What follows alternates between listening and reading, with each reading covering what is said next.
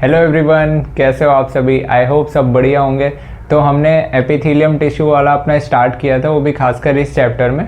तो epithelium tissue के बारे में हमने काफ़ी चीज़ें देख ली थी, थोड़ा सा उसके आगे और कंटिन्यू करते हैं आज। जैसे कि आपको थोड़ा सा याद दिला दूँ क्या क्या हमने देखा था। एपिथेलियम टिश्यू में हमने देखा था उसके दोनों तीनों टाइप्स, जैसे कि स्क्वामस एपिथेलियम देखा था, फिर आपका कौन सा था क्यूबॉइडल एपिथेलियम, देन आपने क्या देखा था कॉलमनर वाला एपिथेलियम। ये सिंपल एपिथेलियम के पार्ट थे और एक कंपाउंड की थोड़ी सी बात करी थी। तो हम कंटिन्यू कहाँ पे कर रहे थे, सिंपल एपिथेलियम पे कर रहे थे। तो तीनों चीज़ पढ़ने के बाद आज हमें थोड़ा सा आगे देखना है ग्लैंडुलर एपिथेलियम क्या होता है। ग्लैंडुलर एपिथेलियम कुछ नहीं होता, आप ऐसे ही समझो कि जो आपका क्यूबॉइडल या स्क्वामस एपिथेलियम है इसमें कुछ चेंजेस जो होती है, मतलब ये थोड़ा सा स्पेशल टाइप के बन जाते हैं। स्पेशल टाइप के मतलब जब इन्हें कुछ सिक्रीट करना होता है, जब इन्हें कोई चीज़ रिलीज करना होता है, तो इस हिसाब से इनको हम बोलते हैं कि ये कुछ स्पेशल टाइप के बन गए, कुछ रिलीज करने वाले बन गए। तो इन्हीं को हम ग्लैंड का नाम देते हैं, इसलिए इस एपिथेलियम का नाम भी कैसा पड़ा, ग्लैंडुलर एपिथेलियम। तो आज हम इसे ही देखने वाले हैं। तो टॉपिक क्या है अपना, ग्लैंडुलर एपिथेलियम। ग्लैंडुलर एपिथेलियम, वही बातें जो अभी आपसे बताया मैंने कि जो आपकी कॉलमनर या क्यूबॉइडल सेल्स थी वो थोड़ा सा स्पेशलाइज हो गई। किस चीज़ के लिए, कुछ सिक्रीट करने के लिए, कुछ रिलीज करने के लिए, जैसे कि एंजाइम, जैसे कि हार्मोन्स, ऐसे सब टाइप के। ठीक है, वो भी स्क्वामस वाली नहीं, क्यूबॉइडल एंड कॉलमनर। तो यहाँ पे मैं वही लिख रहा हूँ कि सम क्यूबॉइडल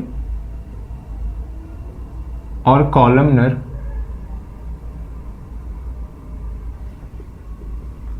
epithelial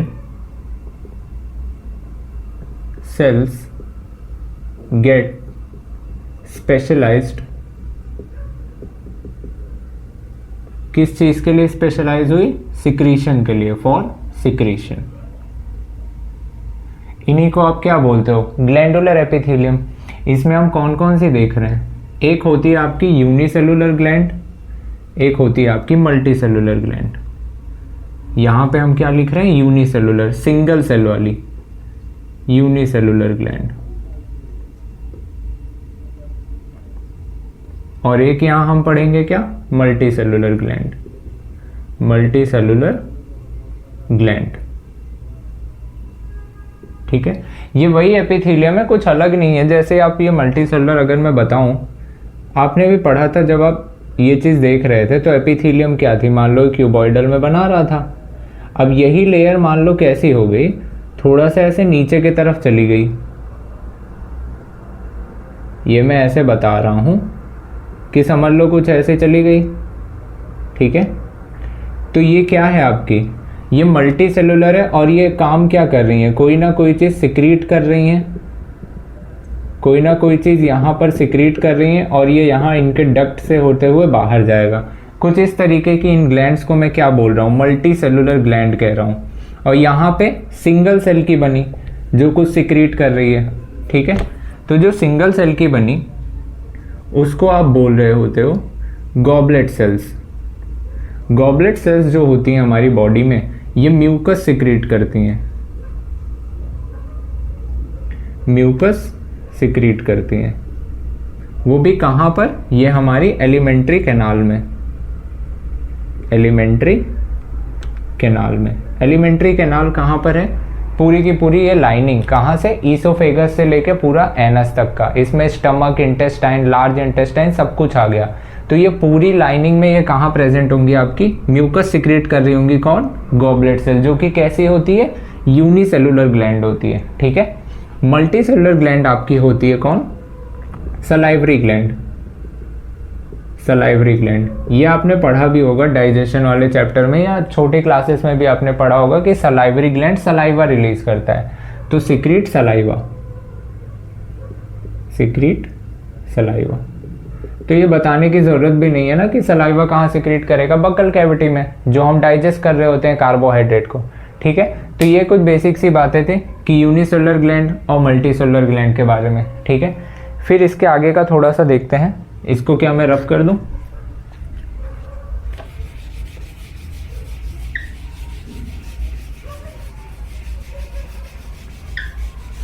हो तो गया ही होगा। अगर मैं ग्लैंड्स की ही बात कर रहा हूँ तो क्यों ना इन्हीं ग्लैंड्स का कुछ सिक्रीशन इसके बेस पे एक दो बातें कर लेते हैं कि ये कैसे सिक्रीट कर रही हैं, कैसे ये रिलीज कर रही हैं। ठीक है, मतलब ये सब्सटेंसेस को किस तरीके से रिलीज कर रही हैं। जैसे देखा जाए तो मेनली दो तरीके के होते हैं इनके रिलीज करने के। या तो आप किसी ट्यूब के सहारे रिलीज कर रहे हो, मतलब जिनको आप ट्यूब वाली डक्ट वाली ग्लैंड कह रहे हो, और एक ग्लैंड होती है आपकी जिसमें ट्यूब का सहारा नहीं लेना पड़ता, उस ग्लैंड के अंदर डायरेक्टली ब्लड सप्लाई होती है। तो वो क्या करते हैं, सीधा अपना सिक्रेशन ब्लड के अंदर डाल देते हैं। कुछ कुछ बातें समझ आई, कुछ नहीं आई, थोड़ा सा डायग्राम से बताता हूँ। तो मैं हेडिंग चाहो तो ये लिख सकता हूँ, ऑन द बेसिस ऑफ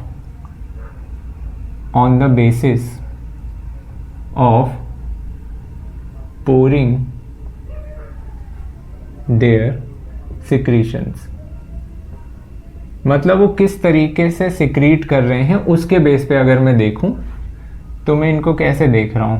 एक तो आपके होंगे डक्ट के साथ, एक बिना डक्ट वाले। चलो पहले डक्टलेस लिख ले रहा हूं, डक्टलेस ग्लैंड।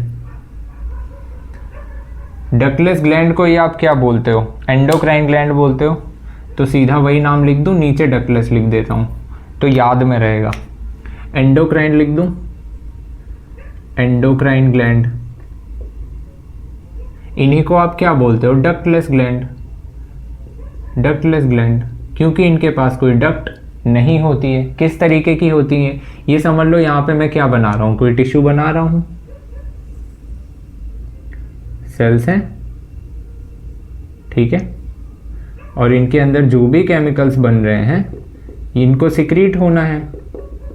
और हमें भी पता है टिश्यू के पास ब्लड सप्लाई होती है, ठीक है। ये आपकी कौन सी थी, एंडोक्राइन ग्लैंड थी ये। यहां पे अब मैंने क्या कर दिया, यहां पे मैंने ब्लड वेसल को बीच में से लाया।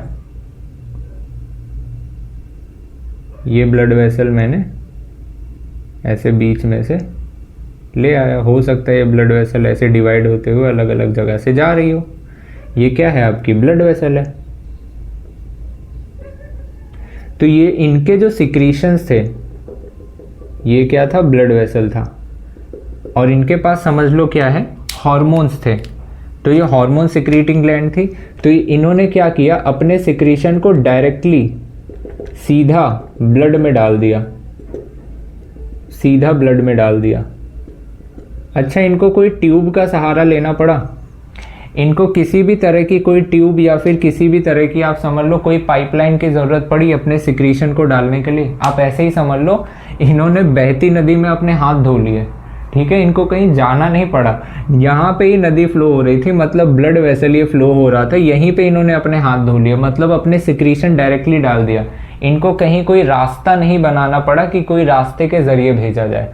तो इनको आप क्या बोलते हो, ये डायरेक्टली पोर कर रहे हैं, pouring their secretions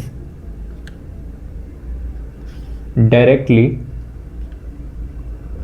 into the blood। इन्हीं को आप क्या बोलते हो, हॉर्मोन्स ही तो बोल रहे हो।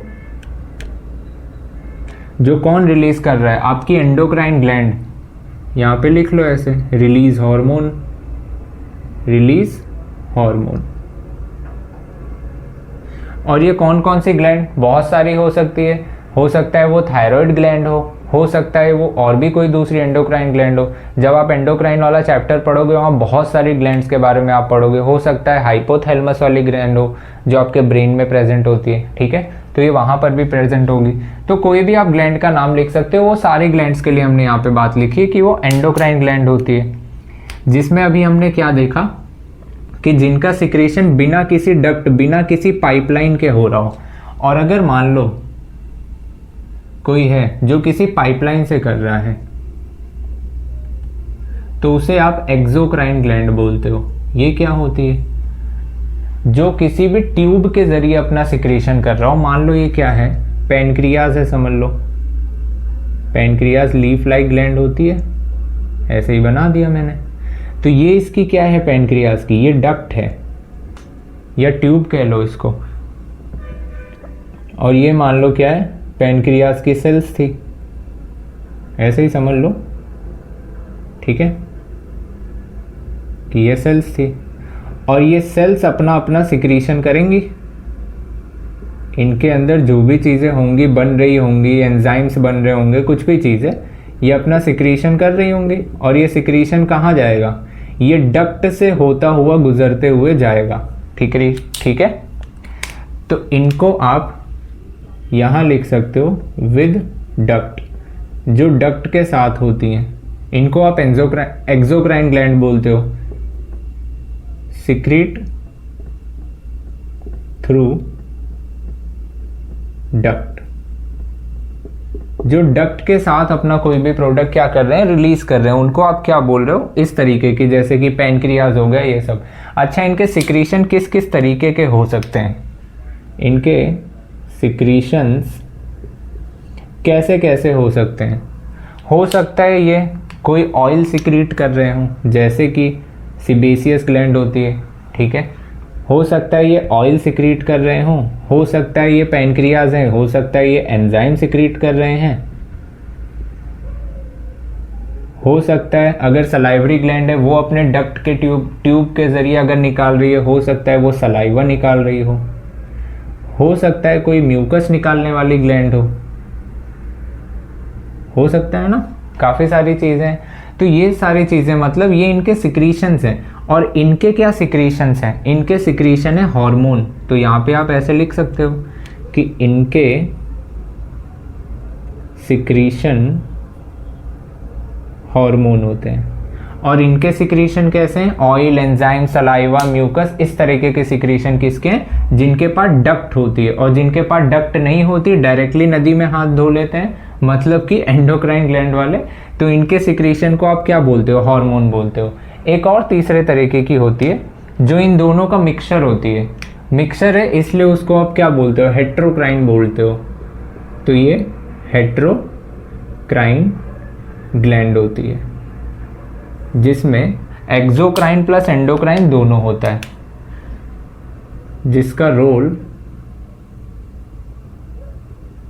एक्सोक्राइन एंडोक्राइन दोनों होता है। मतलब वो ऐसा भी कोई सिक्रीशन कर सकती हैं, और दूसरी चीज उनका फंक्शन हार्मोन्स वाला भी हो। ऐसा कहाँ देखने को मिलता है, ऐसा आपके पैनक्रियाज में देखने को मिलता है। एक्सोक्राइन फंक्शन आपने देखा, इनका एंडोक्राइन फंक्शन भी होता है, ये हार्मोन्स भी रिलीज करते हैं, ये हम पढ़ेंगे हार्मोन्स वाले चैप्टर में, इंसुलिन वगैरह जो रिलीज होता है। तो यहाँ पे आप देख सकते हो क्या, हेट्रोक्राइन ग्लैंड के अगर हम सिक्रीशंस की बात करें, ये एग्जाम्पल इनके क्या लिखा रहा हूं कि कहाँ पे आपको हेट्रोक्राइन ग्लैंड देखने को मिलती है। सबसे पहला तो आप ध्यान रखो पैनक्रियाज, दूसरा आप ध्यान रखो टेस्टिस, और एक है ओवरीज। पता है ये भी हार्मोन्स रिलीज करती हैं, टेस्टिस पता है, जब हम पढ़ेंगे भी ह्यूमन रिप्रोडक्शन में, टेस्टिस टेस्टोस्टेरोन को रिलीज करते हैं as a hormone. Ovaries release करती हैं क्या, ईस्ट्रोजन रिलीज करती हैं एज अ हार्मोन, और इनका अदर भी सिक्रीशन होता है जो डक्ट के साथ हो रहा होता है। ठीक है, क्या यहाँ तक चीज़ें क्लियर हैं? एक बार आप नोट डाउन कर लो तो थोड़ा आगे बढ़ता हूँ।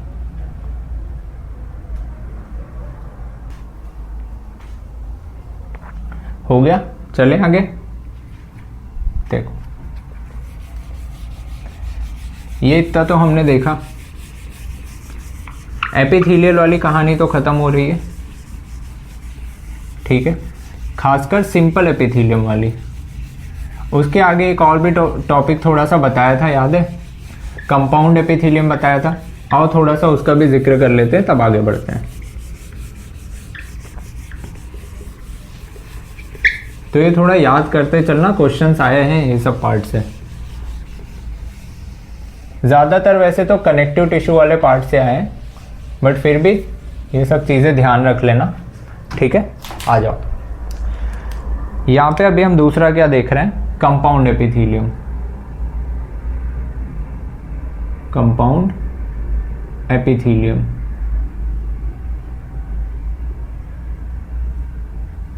ठीक है। कंपाउंड एपिथेलियम के बारे में हमें क्या मालूम है, पहले से हमें क्या पता है? एक चीज़ तो दुनिया जहान को पता है कि ये मल्टीपल लेयर्स की होती है, बताया था पहले भी लेक्चर में, याद है ये चीज़, मल्टी लेयर होती है।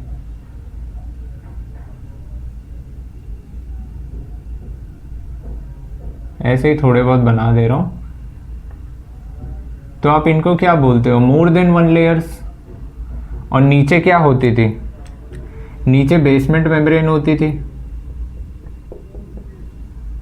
नीचे ऐसे बेसमेंट मेम्ब्रेन बनाया था, ये तो समझ जाओगे ना कि बेसमेंट मेम्ब्रेन पर ये थे, बेसमेंट मेम्ब्रेन, ठीक है, ये वाली। और ऊपर क्या है, ये आपकी एपिथेलियल सेल्स है। तो यहाँ पे मैंने यही तो बात बताई थी, मोर देन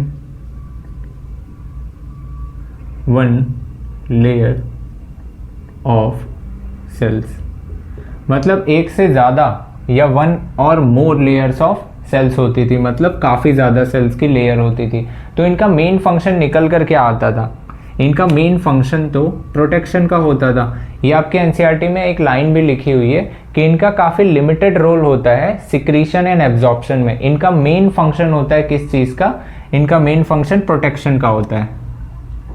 तो limited role in secretion and absorption.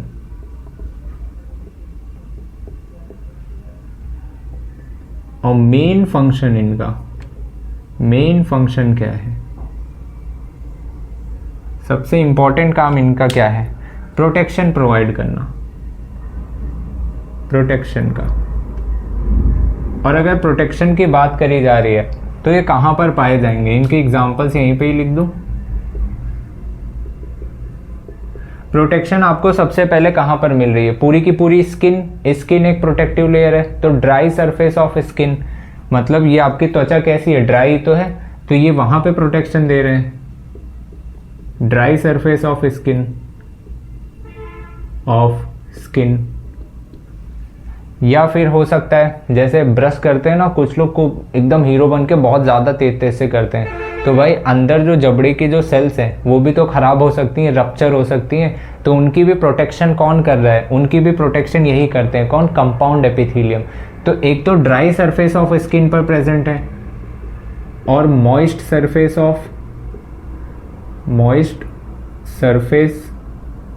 Of buccal cavity, buccal cavity, ठीक है, बक्कल कैविटी के मॉइस्ट सरफेस पर, वो भी अंदर अंदर साइड होती है ना, तो ये भी आपकी कौन सी है, कंपाउंड एपिथेलियम है। या फिर आपके फेरिंग्स में प्रेजेंट होगी, ये पूरे फेरिंग्स वाले लेयर में प्रेजेंट होगी, फेरिंग्स में। और ये कहाँ प्रेजेंट हो सकती है, जो अभी मैंने आपको डक्ट बताई थी, जैसे कोई भी ग्लैंड थी, तो इनकी ऐसे इनर लाइनिंग को ये कंपाउंड एपिथेलियम कवर कर रही होती है। तो ऐसा कौन सी डक्ट, एक तो पैनक्रियास की इनर लाइनिंग ऑफ डक्ट, और एक सलाइवरी ग्लैंड की, ठीक है, inner lining of salivary and pancreatic duct, ये याद रखना है यहाँ पे, ठीक है। यहीं पे एक और छोटा सा, एक और इम्पॉर्टेंट सा टॉपिक है जहाँ से कई बार क्वेश्चंस आए हैं, सेल जंक्शंस को लेकर। सेल जंक्शंस, सेल जंक्शंस क्या होते हैं, ये जैसे एक पॉइंट ऑफ कनेक्शन होते हैं, ठीक है, एक पॉइंट ऑफ कांटेक्ट होते हैं दो एपिडर्मल सेल्स के बीच में। तो पॉइंट ऑफ कांटेक्ट ही हैं आप, यही समझो, point of contact between epidermal cells. ये भी तीन तरीके के होते हैं, सेल के डायग्राम से डायरेक्टली समझाने की कोशिश करता हूं। ये समझ लो एक सेल था, और यहीं पे मैंने क्या बनाया, दूसरा सेल बना दिया, ठीक है। इनके बीच में एक ऐसा जंक्शन होता है आपका, जिसको आप बोलते हो टाइट जंक्शन, इसको आप बोलते हो टाइट जंक्शन। ये कनेक्शन क्या प्रोवाइड करता है, ये सिंपल सब्सटेंस को लीक होने से बचाता है। जैसे हम बोतल का ढक्कन टाइट एकदम बंद कर देते हैं तो लीकेज नहीं होती, तो वही समझो कि ये टाइट जंक्शन क्या होता है, लीकेज को प्रिवेंट करता है। ठीक है, लीकेज, स्टॉप लीकेज। ठीक है, स्टॉप लीकेज। लीकेज किसके बीच पे, इन्हीं दोनों सेल्स के बीच की लीकेज। दूसरा एक आपका प्रेजेंट होता है जो एक दूसरे को जोड़ कर रखता है, जैसे फेविक्विक, फेविकॉल, ये सब होता है, बस ऐसे ही समझो, जो एक सीमेंटिंग लेयर का काम कर रहा है। यहाँ पे बता दे रहा हूँ, इनको आप कहते हो एडहेरिंग जंक्शंस, एडहेरिंग जंक्शंस। ठीक है, ये जंक्शंस क्या करते हैं, सीमेंटिंग करते हैं। सीमेंटिंग मतलब एक दूसरे के बीच में ऐसा होता है ना, जब घर बनाते हैं सीमेंट लगा देते हैं, चिपक जाता है, तो ऐसे ही समझो, cementing between the cells, cementing between cells, cells के बीच में सीमेंटिंग का काम करते हैं। और एक आपकी तीसरी तरीके की होती है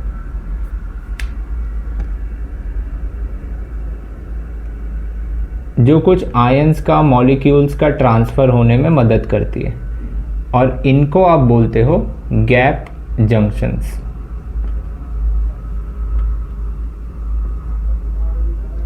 तो ये करती क्या है, transfer of ions and molecules, मतलब कम्युनिकेशन रखती है, फैसिलिटेट कम्युनिकेशन। और इसके ज़रिए ये क्या करती हैं, आयंस एंड मॉलिक्यूल का ट्रांसफ़र, आयंस और मॉलिक्यूल्स की मूवमेंट। ठीक है, आयंस एंड मॉलिक्यूल्स की मूवमेंट कराएंगे, अंदर बाहर कुछ इस तरीके से।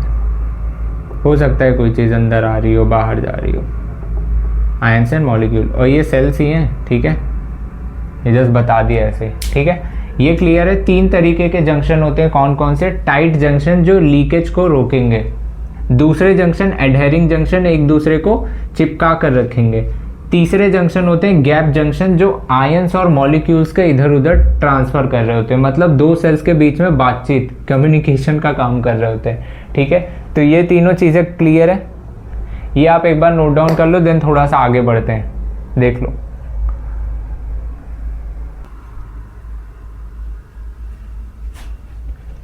चलिए आगे चलते हैं थोड़ा सा। ये तो मेनली हमारा एपिथेलियल सेल का सिंपल और कंपाउंड दोनों, ये सारी चीज़ें कवर हो गई। गैप जंक्शंस मतलब ये पूरा का पूरा हमने क्या कवर कर लिया, सेल के जंक्शंस के बारे में भी देख लिया। ठीक है, अगला हम देखने जा रहे हैं कनेक्टिव टिश्यू। कनेक्टिव टिश्यू पूरा तो कंप्लीट नहीं हो पाएगा, ट्राई करेंगे, थोड़ा बहुत इंट्रोडक्शन दे देता हूँ, फिर उसका पूरा एक डिटेल वे में भी चलेंगे। ठीक है, चलिए।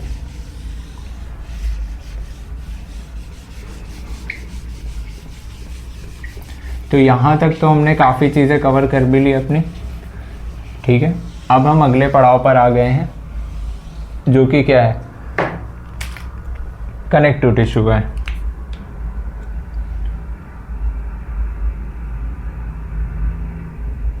कनेक्टिव टिश्यू,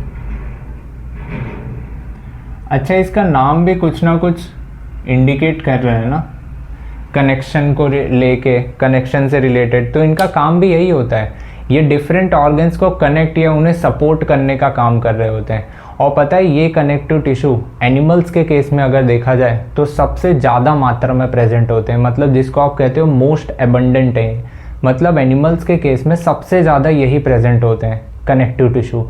दूसरी चीज़, ज़्यादा मात्रा में तो प्रेजेंट होते हैं, साथ ही साथ बॉडी में हर जगह, लगभग सारी जगह पाए जाते हैं, इसलिए हम इनको कहते हैं वाइडली डिस्ट्रीब्यूटेड है बॉडी में। तो ये दोनों पॉइंट आप चाहो तो यही लिख सकते हो कि कनेक्टिव टिश्यू मोस्ट एबंडेंट है एंड वाइडली डिस्ट्रीब्यूटेड है, वाइडली डिस्ट्रीब्यूटेड है, डिस्ट्रीब्यूटेड है किस में, एनिमल्स के केस में कह रहा हूँ, एनिमल किंगडम। और कनेक्टिव टिश्यू की एक और इनकी जो डेफिनेशन अभी बताई, ये क्या करते हैं, connect and support different organs of the body. तो सीटी लिख दूं, connective tissue connects and support different organs of the body. इसके कई सारी चीजें हम पढ़ेंगे। कनेक्ट एंड सपोर्ट, कनेक्शन से इनका क्या लेना देना है, मतलब एक ऑर्गन से दूसरे ऑर्गन को कनेक्ट कर रहे होंगे। जैसे आप एक एग्जांपल ले लो, इसी में एक और टिश्यू आता है आपका फ्लूइड कनेक्टिव टिश्यू में ब्लड। ब्लड क्या करता है, हर जगह अलग अलग ऑर्गन्स को कनेक्ट करने का काम कर रहा है, ठीक है। सपोर्ट की अगर मैं बात करूं तो बोन एंड कार्टिलेज जो क्या कर रहे हैं, अलग अलग ऑर्गन्स को एक सहारा देने का, सपोर्ट देने का काम कर रहे हैं। तो ये सब क्या है, कनेक्टिव टिश्यू के पार्ट हैं। तो ऐसे ही ध्यान रखना है कि कनेक्टिव टिश्यू क्या है, कनेक्ट करेंगे और सपोर्ट भी करेंगे different organs of the body को, ठीक है। अच्छा, जब इतनी बात आप कर रहे हो तो मुझे ये बता सकते हो कि ये टिश्यू किन किन चीज़ों से मिलकर बना होगा। टिश्यू है तो इसकी डेफिनेशन सबने पढ़ी है। टिश्यू की बेसिक सी डेफिनेशन क्या होती है, cells, group of cells with intercellular substances, जिसको आप ग्राउंड मैट्रिक्स भी बोल रहे हो। यहाँ पे एक और खास और अनोखी चीज़ है इस कनेक्टिव टिश्यू में, खासकर इसमें कोलेजन फाइबर्स, मतलब फाइबर्स की मात्रा ज़्यादा होती है। और भी तरीके के होते हैं, मेजरली आपके कोलेजन होते हैं, देन आपके इलास्टिक भी होते हैं। तो मैं यहाँ पे ये बोल दूँ ये किन चीज़ों के बने हैं, made, connective tissue made of, ऐसे लिख लेते हैं, है ना, connective tissue, tissue made of, किन चीज़ों के ये बने हैं, वही तीन चीज, cells, fibres and ground substance.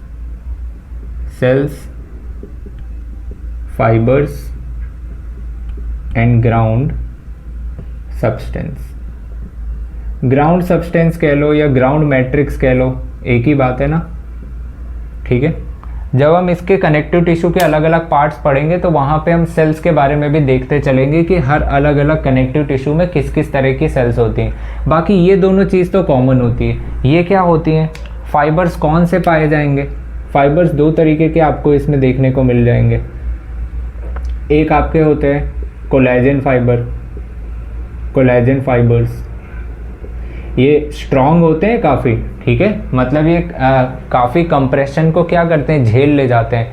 जैसे समझ लो कोलेजन फाइबर समझ लो यहाँ कहीं है, तो ये क्या है, कंप्रेशन को क्या कर रहा है, सह ले जा रहा है, मतलब ये कंप्रेशन को सह लेता है। दूसरी चीज़, ये सपोर्ट भी प्रोवाइड करता है, बोन में भी प्रेजेंट होता है, तो उन्हें क्या करता है, एक सहारा प्रोवाइड करता है, मजबूत भी बनाता है। तो कोलेजन फाइबर्स होंगे, कुछ इलास्टिक फाइबर्स होंगे, इलास्टिक फाइबर्स, खासकर इलास्टिक फाइबर थोड़े लचीले होते हैं, तो ये आपके कहाँ, ये आपके इन सारे जगह पे ज़्यादा पाए जाएंगे, ठीक है। कोलेजन फाइबर थोड़े हार्ड होते हैं, तो ये सब आप कह सकते हो बोन्स वोन्स में उनकी मात्रा काफ़ी ज़्यादा होती है। तो कोलेजन फाइबर, इलास्टिक फाइबर, इन्हीं कोलेजन फाइबर को आप क्या बोलते हो, वाइट फाइबर कहते हो, वाइट फाइबर। इलास्टिक फाइबर को आप बोलते हो येलो फाइबर, येलो फाइबर। इसका नाम ही बता रहा है इलास्टिक फाइबर कि काफ़ी लचीलापन होगा इसमें। कोलेजन फाइबर वाइट फाइबर है, काफ़ी स्ट्रॉन्ग हो जाते हैं, ठीक है।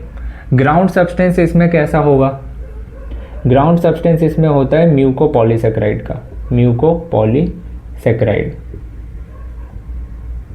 ऐसा लगता है मीठा शरबत है ठीक है, जो कि म्यूकस का बना है, कह भी रहा है म्यूको, म्यूको मतलब म्यूकस, म्यूकस हमें पता है गाढ़ा होता है काफ़ी, तो थिक होगा काफ़ी, वो भी कह रहा है पॉलीसेकेराइड, पॉलीसेकेराइड का बना है। सेकेराइड हमें पता है शुगर, तो आप ऐसे ही समझ लो जैसे घर में त्यौहार व्यवहार होता है, त्यौहार होता है तो क्या सेवई बनती है, तो हम कई सारी चीज़ें लाते हैं, दूध ले आए, सेवई खरीद के ले आए, ड्राई फ्रूट्स ले आए, और शुगर भी उसमें पड़ती है। तो आप ऐसे समझो कि कनेक्टिव टिश्यू को सेवई समझो कि घर में सेवई बनी है। कैसे कि आपने एक बर्तन लिया, उसमें क्या किया, ये चीनी का और दूध का अच्छा खासा वो लिक्विड टाइप का गाढ़ा तैयार कर लिया, जिसको आप म्यूकोपॉलीसेकेराइड कह रहे हो, ऐसे समझ लो। दूसरी चीज़, उसमें आपने क्या डाल दी, सेवइयाँ डाल दी। उसके बाद सेल्स, मतलब ये आपके ड्राई फ्रूट्स हैं, वो सब डाले और बन के क्या तैयार हो गया, सेवई बन के तैयार हो गई। ऐसे ही समझो ये होते हैं ग्राउंड आपके, मतलब आपके कनेक्टिव टिश्यू। किस तरीके के, ये समझो ऐसे ही बना रहा हूँ, ठीक है। इसमें मैंने क्या बताया, सेल्स होंगे, कुछ अलग अलग तरह की होंगी, वो हम बात करेंगे कैसी कैसी सेल्स हो सकती हैं। सेल्स हो सकती हैं, फाइबर्स होंगे इनमें, अभी सेवई बन रही है, ठीक है, फाइबर्स होंगे, और इनमें कुछ ग्राउंड सब्सटेंस होंगे। और ये ग्राउंड सब्सटेंस रिलीज कौन करता है, इनकी सेल से रिलीज करती हैं, ठीक है। अरे मैं वही बात कर दूं, जैसे सेल की सेल मेम्ब्रेन होती है, वो कौन बनाता है, सेल खुद बनाता है। जैसे आप दूध है, दूध उबालते हो, दूध के ऊपर की मलाई कौन बनाता है, दूध खुद ही तो बना रहा होता है। वैसे ही समझो यहाँ पर भी जो सेल्स हैं, ये जो ग्राउंड मैट्रिक्स इनका बन रहा है, ये सेल खुद ही बना रही है। जैसे सेल के बाहर की कवरिंग सेल बना रही होती है, वैसे ही समझो। तो ये बाहर क्या है, ये आपकी डिफरेंट टाइप्स ऑफ सेल्स हैं, ये आपकी सेल्स हैं। एक तो सेल्स प्रेजेंट हैं, दूसरा फाइबर्स प्रेजेंट है, इनमें फाइबर्स हैं। फाइबर्स भी दो तरीके के बता दिया। एंड तीसरा आपका ये क्या है, ग्राउंड सब्सटेंस, ग्राउंड सब्सटेंस, ठीक है। और ग्राउंड सब्सटेंस ये बना किन किन चीज़ों का है, म्यूकोपॉलीसेकेराइड का। और एक और भी चीज़ होती है हाइलुरोनिक एसिड, बट वो अभी आपके काम की नहीं है, तो यही ध्यान रखना है, म्यूकोपॉलीसेकेराइड, ठीक है। ये आप नोट डाउन कर लो। थोड़ा सा इसका एक और ओवरव्यू दे देता हूँ कि हम कैसे कनेक्टिव टिश्यू को एक एक पार्ट में पढ़ने वाले हैं, ठीक है। यहाँ तक एक बार आप देख लो, हो गया होगा आई थिंक।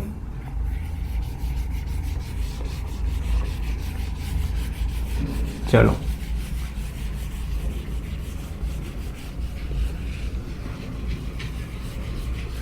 प्लांट वाले चैप्टर में थोड़ा सा अजीब लगता है ना, लेकिन एनिमल्स वाले चैप्टर में रिलेट कर जाते हैं हम। वैसे पढ़ो तो जब घूमने उमने भी निकलते हो, प्लांट को भी देखते रहो ना, तो इंटरेस्ट आ ही जाएगा प्लांट में पढ़ने में। हम क्या इंसानों पर, जानवर पर ज़्यादा ध्यान देते हैं, तो हमें एनिमल्स की स्टडी करना ज़्यादा अच्छा लगता है। कभी कभार प्लांट्स को भी गौर से देखो तो काफ़ी चीज़ें आपको रिलेटेबल लगेंगी कि हाँ यार ये तो मैंने पढ़ा है। काफ़ी चीज़ें देखो, हम यहाँ पे कनेक्टिव टिश्यू को किस तरीके से डिवाइड करके पढ़ने वाले हैं वो आपको बता रहा हूँ। एक एक पार्ट में पढ़ेंगे, बट थोड़ा सा ओवरव्यू ले लो, उसको नेक्स्ट लेक्चर में हम कवर करेंगे कैसे पढ़ने वाले हैं।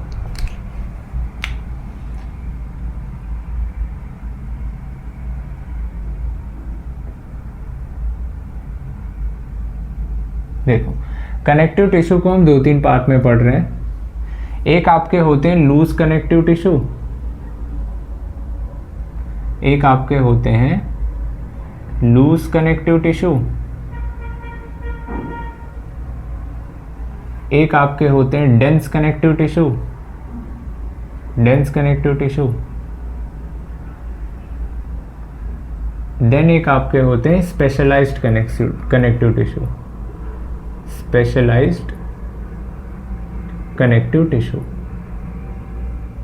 ये तीन तरीके के हम पढ़ने वाले हैं। इनमें भी क्या क्या पढ़ने वाले हैं। लूज कनेक्टिव टिश्यू ऐसा लगता है कि वो जो फाइबर्स हैं उससे रिलेटेड ही, तो कहीं कोई बात नहीं कर रहा, बिल्कुल ऐसे ही समझो। ग्राउंड मैट्रिक्स वगैरह हो गई, मैं यहाँ पे समझाना चाह रहा हूँ फाइबर्स, ठीक है। यहाँ पे ऐसा लगता है कि ये जो फाइबर्स है काफ़ी लूजली अरेंज है, यहाँ पर जबकि ऐसा लगता है कि यहाँ के जो फाइबर्स थे ये ऐसे लगता है काफ़ी डेंसली कनेक्टेड है, मतलब काफ़ी डेंस पैक है। तो ये जो टिश्यू होता है जिसमें काफ़ी डेंस है, तो यहाँ पर ही हम क्या पढ़ेंगे, मतलब जो बोन से रिलेटेड, बोन से काफ़ी अपना तालमेल रखते हैं क्योंकि उन्हें स्ट्रॉन्ग सपोर्ट चाहिए। तो ये टिश्यू जहाँ पर काफ़ी ज़्यादा घने फाइबर्स होंगे, ये काफ़ी ज़्यादा सपोर्ट प्रोवाइड करने का काम करेंगे, ठीक है। यहाँ पे इतना ज़्यादा नहीं होगा जितना यहाँ पर होगा। तो ये दो तरीके के हैं, कौन कौन से, loose and dense. Loose connective tissue में भी आप पढ़ोगे, एक आप पढ़ोगे areolar connective tissue, areolar connective tissue. कल पढ़ेंगे ये सारी चीज़ें तो क्लियर होंगी। अभी जस्ट ओवरव्यू दे रहा हूँ कि इस चैप्टर में कैसे कैसे टॉपिक्स को हम देख रहे हैं। एक आप पढ़ोगे एडिपोज कनेक्टिव टिश्यू, जो फैट को स्टोर कर रहा होगा, ठीक है, एरियोलर और एडिपोज कनेक्टिव टिश्यू। जिनमें आप दो तरीके के पढ़ोगे, डेंस रेगुलर